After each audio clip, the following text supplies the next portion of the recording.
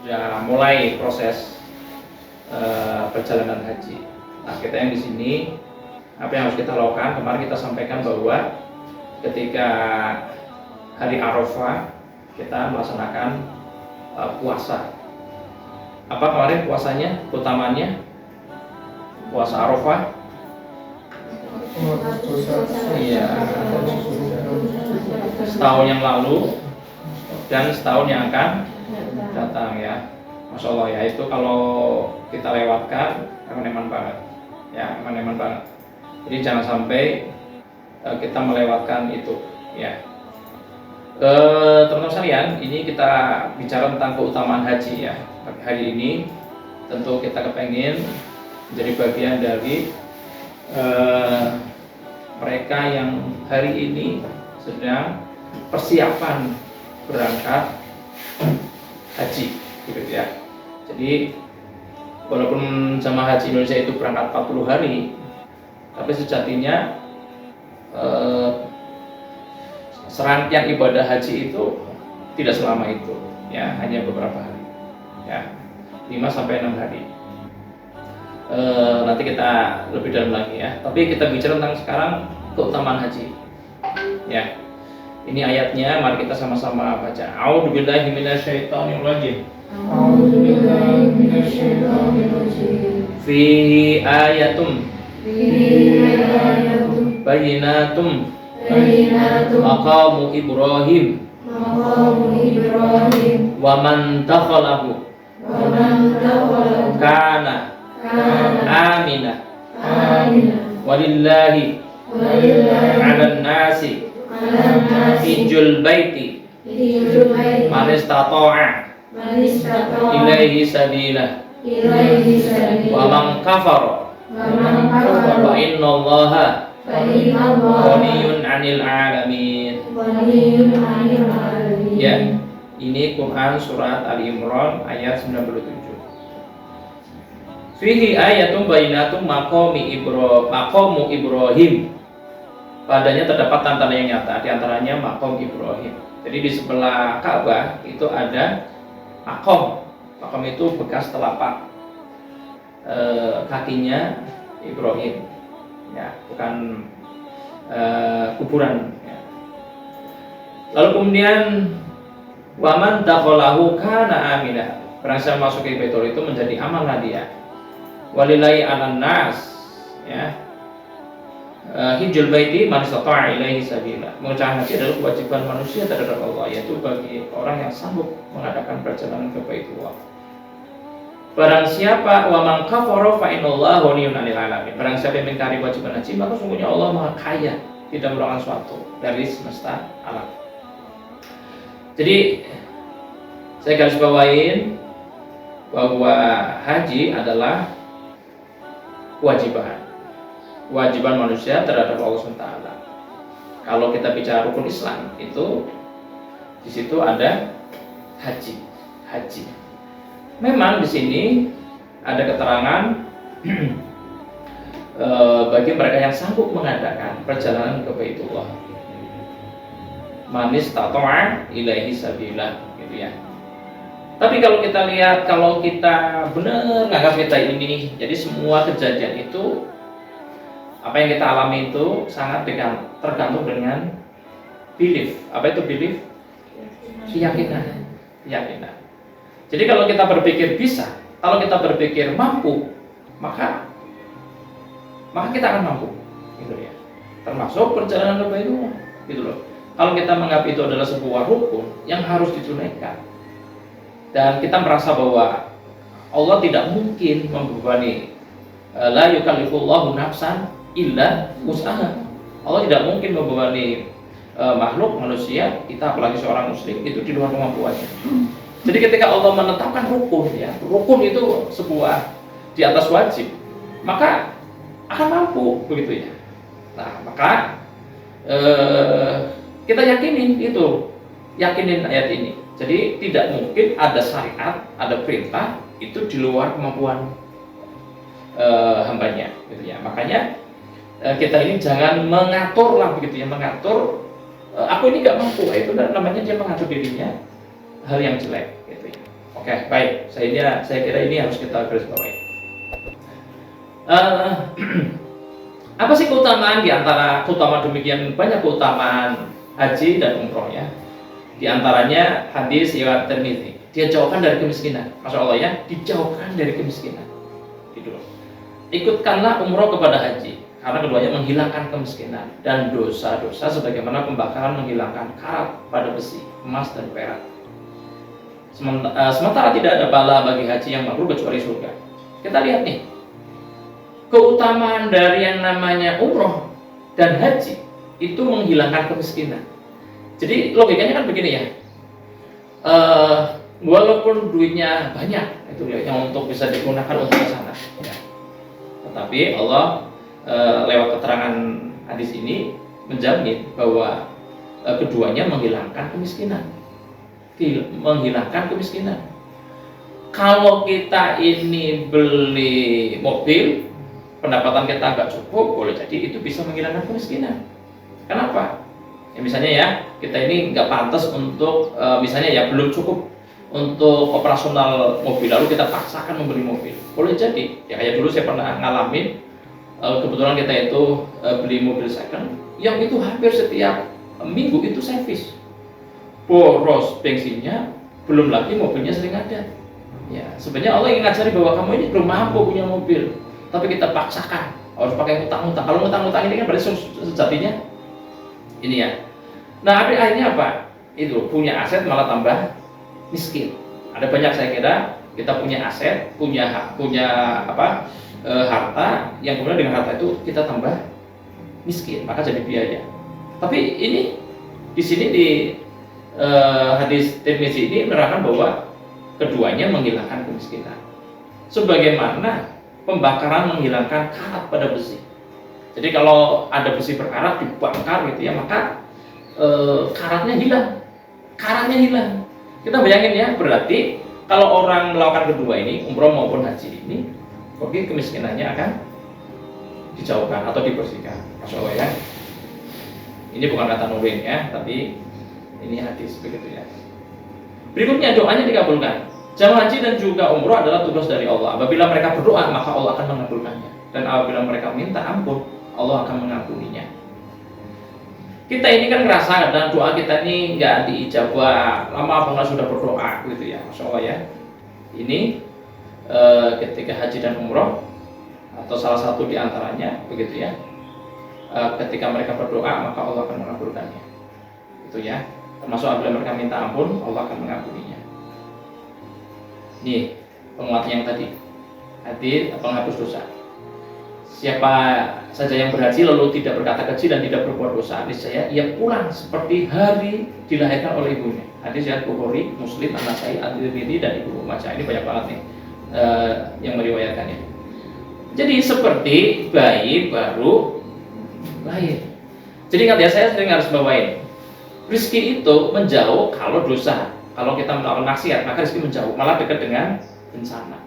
Sedangkan kalau dosa kita bersih, dibersihkan, apalagi seperti bayi. Coba kita bayangin, bayi itu ketika lahir itu rezekinya ditanggung, rezekinya ya dia hanya ayah itu yang nangis gitu ya, maka kemudian orang dekatnya dia kasihan, lalu kemudian membantu. Coba sekarang kalau jangan nangis itu loh ya, kayak bayi itu, kira-kira akan ada yang bantu nggak? Gitu ya. Nah itu, ini bocah harus gede kok nangis gitu ya. Jadi Masya Allah, ini beda banget dengan ketika kita bayi gitu. Kenapa? Dia nggak punya dosa itu loh. Kita ini kebanyakan dosa itu loh, sehingga kemudian nangis malah dianggap kurang gawean gitu ya, atau dianggap memalukan begitu ya. Masya Allah ya. Jadi bayi, sebagaimana bayi dilahirkan, dia tanpa dosa. Ya. Terus kemudian balasannya adalah surga. Ya. Dari sahabat Abu Hurairah radhiyallahu anhu, dari Nabi SAW bersabda, umroh ke umroh merupakan kafarat. Kafarat itu penghapus dosa di antara keduanya. Ini yang dijadikan dalil umroh itu boleh lebih dari satu. Umroh ke umroh ya merupakan kafarat atau penghapus dosa di antara keduanya. Sedangkan haji yang mabrur di sini tidak dari haji ke haji kan enggak. Tapi sedangkan haji mabrur tiada balasan baginya surga. Pisan roh gitu ya. Jadi kalau haji sekali. Kalau memang mampunya sekali, memang umroh juga sekali. Tapi boleh kalau lihat dari keterangan ini, dari umroh ke umroh merupakan kafarah atau menghapus dosa. Hadis riwayat Malik, Bukhari, Muslim, An-Nasai, Ibnu Majah dan Al-Sobihani ya. Jadi ini bahkan ada keterangan hadis yang lain itu biayanya itu akan diganti Allah SWT ya. Ini kalau ini makanya tadi saya lagi telusurin apakah ini hadis ke tingkat kesohihan hadis ini seperti apa ya. Tapi paling tidak ini sering jadikan dalil bahwa biaya yang akan dilipat gandakan, akan mengganti biaya. Ini hadis riwayat Al-Fakhihani dalam Akhbaru Makkah ya. Jadi ini kalau saya copy ini dan ini juga nih. Jadi ini juga saya pernah ketemu Ustadz ya. Dia ngomong ke jamaahnya, "Loh, biayanya mau dihajikan pusing amat begitu ya." Kan gitu ya. Jadi ini kan masalah belief. Jadi sekali lagi ini kan sebenarnya memperkuat belief, memperkuat keyakinan. Kalau kita itu membaca hadis lalu bikin kita yakin, tambah yakin, maka kembali ke tadi, peristiwa yang akan terjadi itu akan sangat dipengaruhi oleh keyakinan kita. Ya, jadi hadis riwayat Ahmad disampaikan pembiayaan dalam hadis sama dengan pembiayaan dalam jihad di jalan Allah SWT yang akan dibalas dengan pahala 700 kali lipat. Jadi biaya yang dikeluarkan untuk haji itu seperti biaya yang kita keluarkan jihad fisabilillah, ya, jihad di jalan Allah SWT, yang itu akan dibalas dengan pahala 700 kali lipat. Atau orang yang melaksanakan haji dan orang yang melaksanakan umroh adalah tetamunya Allah ya, tamunya Allah SWT. Allah SWT akan beri apa yang mereka minta, akan mengabulkan doa yang mereka panjatkan, akan mengganti biaya yang telah mereka keluarkan, dan akan melipat gandakan setiap 1 dirham menjadi 1 juta dirham. Hadis riwayat Al-Fakhihani dalam Akhbaru Makkah. Jadi kalau bahkan di keterangan yang lainnya, 3 tempat yang kita boleh bersusah payah untuk mendatangi, yaitu Masjidil Haram, Masjid Nabawi, dan Masjidil Aqsa. Artinya di situ itu ada keutamaan, ada doa, ada tempat yang mustajab, waktu mustajab, yang kemudian buat doanya orang jadi mustajab, begitu ya. Lalu kemudian ada dihapus dari dosa. Jadi lagi-lagi saya garis bawain, yang menghambat rezekinya orang itu karena apa? Dosa itu. Jadi dosanya ketika dibersihkan, maka dia jadi rezekinya jadi mudah, begitu ya. Doanya jadi mustajab itu ya. Apalagi kalau kita bicara gini, keutamaan sholatnya, insya Allah ya. Coba ini kalau kita ngitung-ngitung nih, keutamaannya orang sholat di Masjid Nabawi berapa dibandingkan sholat di masjidnya kita, masjid di kampung kita? 1000 ya. Kita lihat nih ya. Jadi sekali sholat, misalnya sholat subuh, itu seperti kita ini 1000 kali sholat di masjid kita. Nah, coba 1000 itu berarti berapa tahun? 1000 itu berarti 1000 hari ya, taruhlah ya. Ini 1 kali misalnya. 1 sholat subuh sama dengan 1000 kali subuh. 1000 kali. Iya, 1000 kali subuh gitu. 1000 itu dibagi 365 berarti kira-kira berapa? 3 tahun. Insyaallah ya.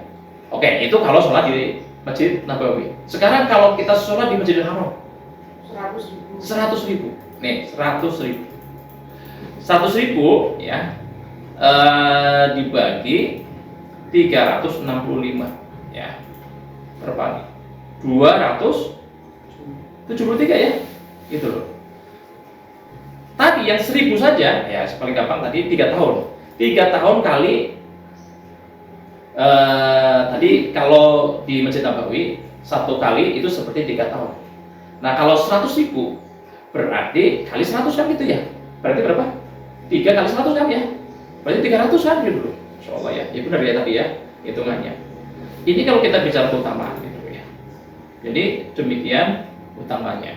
Makanya kalau kemudian ada rezeki yang bertambah, ada biaya dikembalikan, ya sangat masuk akal. Karena apa?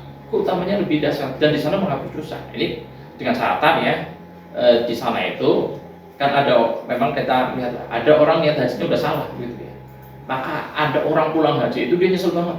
Kenapa? Mungkin ketidak ketemu pacarnya, itu ada bisnis yang hilang gitu loh. Kalau dia itu merasa berat gitu ya. Merasa apalagi di sana maksiat gitu ya. Orang haji itu saya lihat itu banyak orang yang gampang debat karena mungkin capek, panas gitu loh. Padahal larangan untuk tidak berdebat gitu ya. Lalu kemudian ada yang tahayul lagi gitu ya. Ambilin kerikilnya, Adi mau pulang itu ceritanya Mbak Untung gitu ya. Wah ini 2 bulan karena ini utama itu katanya. Ada syirik di situ. Jadi masalah ya kalau hajinya benar, dia itu memahami rukunnya, lalu kemudian wajibnya, sunnahnya dijaga gitu ya, menghindari larangannya gitu ya, tidak berbicara yang kotor, tidak berdebat, terus kemudian tidak bermaksiat, masalah ya itu akan dijamin dengan surga gitu ya, masalah ya. Jadi tentu bukan tanpa halangan. Ketika sudah berangkat itu ada jaminan, karena ya namanya setan itu kan merusak ibadah itu pertama dia apa? Dia akan bikin pertama membisikin, kamu biayanya mahal loh, nanti kamu jadi miskin. Coba kalau dibeli mobil kan lebih manfaat, mungkin begitu setan yang bisik-bisikin orang yang berangkat. Lalu ketika berangkat pun Allah bisik-bisikin, setan itu bisik-bisikin supaya ibadahnya nggak optimal. Di sana banyakkan selfie, makanya katanya ya itu sampai ulama Saudi itu anggap ini orang di situ paling banyak selfie gitu ya. Di Ka'bah selfie, lagi berdoa selfie, lagi haji selfie gitu ya. Jadi masya Allah ya, memang ujiannya luar biasa. Ujiannya luar biasa, maka tidak selamanya orang yang sudah berangkat itu dia selamat dari ujian ini. Ya tentu semakin sama demikian banyak orang yang haji itu tentu ada yang lolos gitu ya, ada yang lolos ujian. Ya kayak kita kalau puasa, ada yang lolos, ada yang enggak, ada yang puasanya berdampak, ada yang puasanya tidak berdampak. Nauzubillah ya, tentu kita pengen ibadah kita ini berdampak, termasuk jamaah haji kita yang ada di sana. Maka doanya Allahumma haji mabrurah ya, karena haji yang mabrur itu pasti surga gitu ya. Kita mendoakan mereka agar hajinya mereka itu mabrur, ya, diterima gitu ya. Wasaya masfuron ya, wadzamba mahfuron, doanya dosanya diampuni ya. Wa tijaratan lan tabur. Jadi apa yang mereka keluarkan itu kalau kemudian Allah balas, tidak pernah rugi, lan tabur. Jadi perniagaan yang tidak pernah rugi dikeluarkan, tapi Allah kasih yang lebih baik.